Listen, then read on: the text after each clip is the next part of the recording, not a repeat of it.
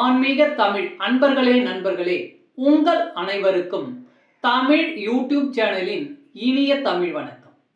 தாய்மொழியால் இணைவோம், தாய்மொழியை வளர்ப்போம். வாழ்க தமிழ், வளர்க தமிழ். சிவபுராணம் கதை பாகம் 7 மற்றும் 8. சிவபெருமான் தாட்சாயினி தேவியின் திருமணம். சிவபெருமானின் உதயத்தை கண்ட தாட்சாயினி தேவி அந்த கணத்திலிருந்து மிகுந்த மகிழ்ச்சியுடன் மெய்யான மணமகளாக உண்மையான புன்முறுவலுடன் காட்சியளித்தார். சிவனின் உதயத்தை சற்றும் எதிர்பார்க்காத அங்கு கூடியிருந்த அனைவரும் திகைப்புடன் இருந்தனர். ஏனெனில் யோகியான சிவபெருமான் சுயம்பரம் நிகழும் இடத்தில் கண்டதும் அனைவருக்கும் வியப்பே. ஆனால் பிரஜாபதியான தட்சன் அழைப்பு இல்லாத வீட்டின் விழாவிற்கு வருகை தருவது என்பது அநாகரிகமான செயல் என்றும், அழைப்பு இல்லாதவர் எவ்வழியில் வந்தாரோ அவ்வழியே செல்வதே நல்லது என்றும் ஏளனத்துடன் கூறினார். பிரஜாபதியான தட்சனின் இந்த வாதத்தை சற்றும் எதிர்பார்க்காத சபையில் கூடியிருந்தோர் வியந்த அந்த கணத்தில் அங்கு தோன்றிய சிவபெருமான் எதையும் உரைக்காமல் அங்கு இருந்து மறைந்தார். பிரஜாபதியான தட்சன் சிவன் மறைந்ததை எண்ணி மகிழ்ந்த நேரத்தில் மணப்பெண் காணவில்லை என தோழிகள் அலறினர். தன் மகளை கவர்ந்து என் குலத்திற்கே இழிவை ஏற்படுத்தவே சிவபெருமான் இங்கு உதயமாகி உள்ளான் என்பதை அறிந்த தட்சன் பித்தனாகிய சிவபெருமானிற்கு சாபம் அளிக்கும் தருவாயில் அங்கு தேவர்கள் உதயமாகி தட்சனின் கோபத்தை கட்டுப்படுத்த முயன்றனர். மூவுலக தேவர்களையும் கட்டுப்படுத்தும் வன்மை கொண்ட தட்ச பிரஜாபதி அவர்களின் அறிவுரைகளை ஏற்க மறுத்தார். பின் தன் தந்தையான பிரம்மதேவர் அங்கு உதயமானார். ஆனால் தன் தந்தையை மதிக்காமல் சிவனை அவமானப்படுத்தும் விதமாக தட்ச பிரஜாபதி பேசி வந்தார்.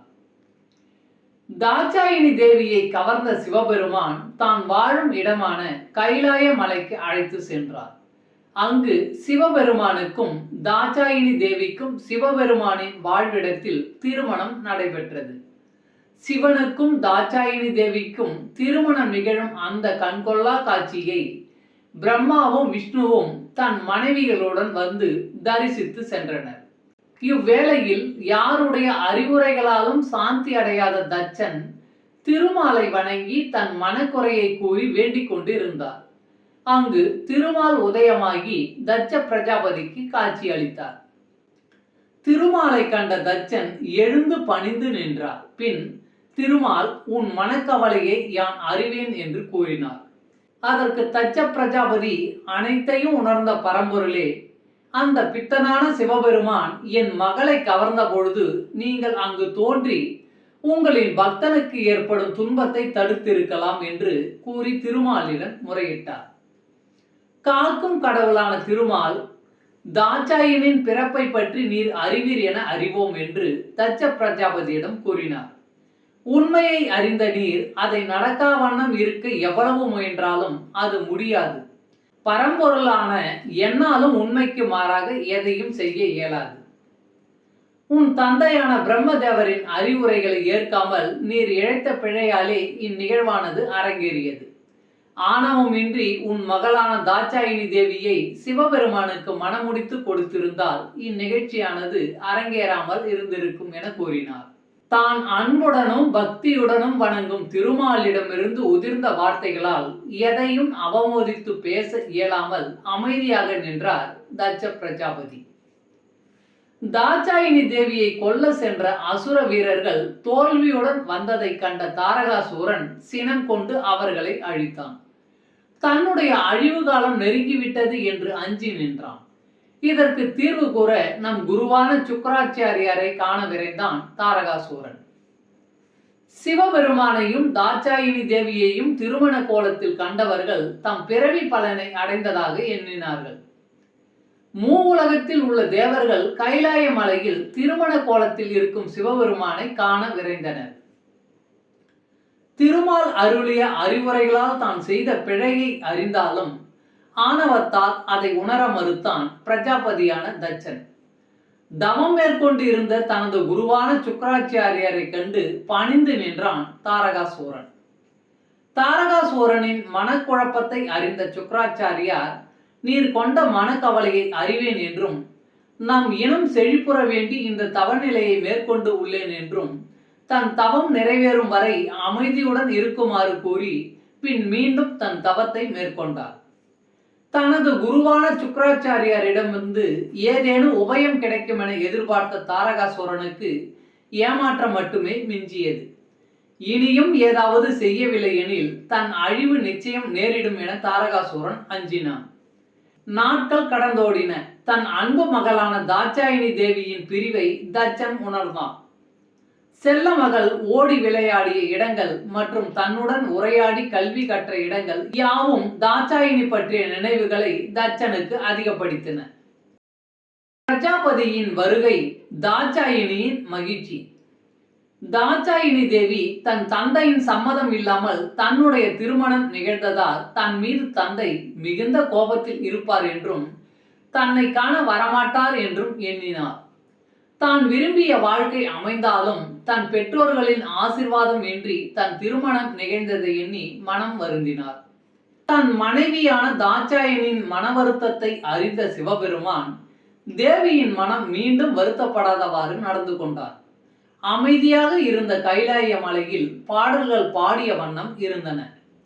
எம்பெருமானின் இச்செய்கையால் தான் மனதில் அடைந்த கவலையை முழுவதும் மறக்க முடியாத பட்சத்திலும் தான் விருப்பப்பட்டு மனமுடித்த கணவர் முன்னிலையில் மகிழ்ச்சியாக இருப்பதாக புன்முறுவலுடன் காட்சியளித்தார் தாட்சாயினி தேவி.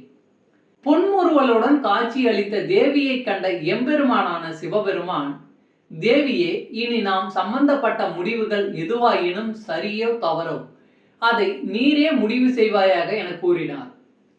சிவனின் அன்பு மிகுதியால் கூறிய வார்த்தைகளை கேட்டு அதிர்ச்சியுற்ற தாட்சாயினி தேவி, இது உசிதம் அல்ல என்றும் என்னால் சரியான முடிவுகள் எடுக்க முடியாத பட்சத்தில் பிழைகள் ஏதேனும் உருவாகக்கூடும் என அஞ்சினார். சிவபெருமானோ, என்னில் பாதியான நீர் சரியான முடிவை மட்டுமே எடுக்கக்கூடும் என்றும் ஒருவேளை அதன் பொருட்டு ஏதேனும் விளைவுகள் உண்டாகுமானால் அதை நான் சரி செய்வேன் என்றும் கூறினார். ஆனால் இனிவரும் காலங்களில் என் பொருட்டு முடிவுகளை நீரே எடுக்க வேண்டும் என்று திடமாக கூறினார். சிவபெருமானின் வார்த்தைகளை மீறி எதையும் கூற இயலாத நிலையில், என் பொருட்டு என் கணவரான நீங்கள் எந்தவித சங்கடங்களையும் அனுபவிக்க நேராமல் நான் காப்பேன் என்றும், எனினும் ஏதேனும் பிழைகள் உண்டாயின் அதற்கான முழு பொறுப்பும் என்னையே சாரும் என்றும் தாட்சாயினி தேவி வாக்குறுதி அளித்தார். தாரகாசூரன் ஒன்றிணைந்த சிவபெருமானையும் தாட்சாயினி தேவியும் பிரிக்க ஏதேனும் வழி உண்டா என சிந்தனையில் ஆழ்ந்தான். ஏனெனில் தாட்சாயினி தேவி இருப்பது எம்பெருமான் வாழும் இடத்தில். அவ்விடத்திற்கு அவரின் அனுமதியின்றி சென்றால் கண்டிப்பாக தோல்வியே உண்டாகும் என்பதை நன்கு உணர்ந்ததால் இந்த முறை செயல்படுத்தும் திட்டத்தில் எந்தவித தோல்வியும் ஏற்படாமல் இருக்க வேண்டும் என எண்ணினான். தாட்சாயினியின் பிரிவை தாங்க முடியாமல் கைலாயத்தில் உள்ள தன் மகளை பிரஜாபதியான தச்சன் காண சென்றார். தன் மகள் மீது கொண்ட அன்பால் செருக்கினை மறந்தார். ஆனால் பரம்பொருளான சிவபெருமான் என் மருமகன் என ஆணவம் உண்டாயிற்று. இனி எம்பெருமானும் என் பேச்சை கேட்பார் என எண்ணினார். தன் தந்தை கைலாய மலைக்கு வரப்போகிறார் என்பதை அறிந்த தாட்சாயினி தேவி அடைந்த மகிழ்ச்சிக்கு அளவே இல்லை. தன் தந்தையின் வருகையை அறிந்து அவரின் விருப்பம் போல் கைலாய மலையில் தன் கணவனான எம்பெருமானின் ஆதரவால் சில மாற்றங்களை செய்தார். தந்தையின் வருகையால் மிகவும் மகிழ்ச்சி அடைந்த தாட்சாயினி தேவி தந்தையின் காலில் விழுந்து பணிந்து ஆசீர்வாதம் பெற்றார். ஆனால் எம்பெருமானான சிவபெருமான் அவர் அமர்ந்த இருக்கையில் இருந்து எழாமல் இருக்கும் இடத்தில் இருந்தே அவரின் வருகையை வரவேற்றார். இதனை கண்ட பிரஜாபதியான தச்சன் மிகுந்த சினம் கொண்டார். ஆனால் அதை வெளிக்காட்டிக் கொள்ளாமல் அவரின் மனதிலே வைத்தார். நீண்ட நாட்கள் கழித்து தன் மகளை கண்டதால் அவள் செய்த தவறினை மறந்து ஏற்றுக்கொண்டார். பின் தன் மருமகனான எம்பெருமானிடம் தனக்கு ஒரு உபயம் செய்ய வேண்டி பிரஜாபதி தச்சன் சிவனிடம் நின்றார். என்ன வேண்டும் என்று சொல்லுங்கள் என எம்பெருமான் வினாவினார். அதற்கு பிரஜாபதியான தச்சன், என் மகளின் பிரிவை என்னால் தாங்கிக் கொள்ள இயலவில்லை. எனவே என் மகளும் என் மருமகனான நீங்களும் என் இல்லத்திலே தங்க வேண்டும் என வேண்டினார். இதை கேட்டதும் அவருடன் வந்தவர்கள் அதிர்ச்சி அடைந்தனர். உலகிற்கே பரம்பொருளான சிவனை தன் இல்ல மருமகனாக அழைத்தது நன்றன்று என அங்கு தச்சனுடன் வந்த அனைவரும் எண்ணினார்கள். தன் தந்தை தன் மருமகனிடம் இவ்விதம் கேட்டதை பார்த்து தாட்சாயினி தேவி அதிர்ந்தார். மேலும் தன் கணவர் இவருக்கு எந்தவிதம் பதில் உரைப்பார் என்றும் அந்த பதிலால் தான் சினம் கொள்ளாமல் அமைதி காக்க வேண்டும் எனவும் தாட்சாயினி தேவி எண்ணினார். பிரஜாபதியான தச்சன் கேட்டதில் எந்த விதமான சினமும் இன்றி அமைதியுடன், பிரஜாபதியே, தாங்கள் வேண்டிய கேள்விக்கான பதிலை என் மனைவியான தாட்சாயினி தேவி கூறுவார் என்று சிவபெருமான் கூறினார். இனி தன் மனைவி எடுக்கும் அனைத்து முடிவுகளுக்கும் நான் மனப்பூர்வமாக சம்மதிப்பேன் என்றும் கூறினார். இனியும் தொடரும் சிவபுராணம் கதை. அடுத்த பாகம் 9, 10. நன்றி. அன்பு ஆன்மீக தமிழ் அன்பர்களே, நண்பர்களே, இவ்வீடியோ பதிவினை கேட்டு இன்புற்று ஆதரவு அளித்த அனைத்து தமிழ் உள்ளங்களுக்கும் எங்கள் உள்ளம் கனிந்த நன்றி. மேலும் இப்பதிவு உங்களுக்கு பிடித்திருந்தால் லைக் மற்றும் ஷேர் செய்தும், இதுவரை இந்த சேனலுக்கு நீங்கள் சப்ஸ்கிரைப் செய்யவில்லை என்றால் சப்ஸ்கிரைப் செய்து பெல் பட்டனையும் அழுத்தி ஆதரவு அளிக்கவும் அன்புடன் கேட்டுக்கொள்கிறோம். மிக்க நன்றி. அடுத்த பதிவில் உங்களை விரைவில் சந்திக்கும் வரை உங்களிடமிருந்து விடை பெறுவது தமிழ் யூடியூப் சேனல்.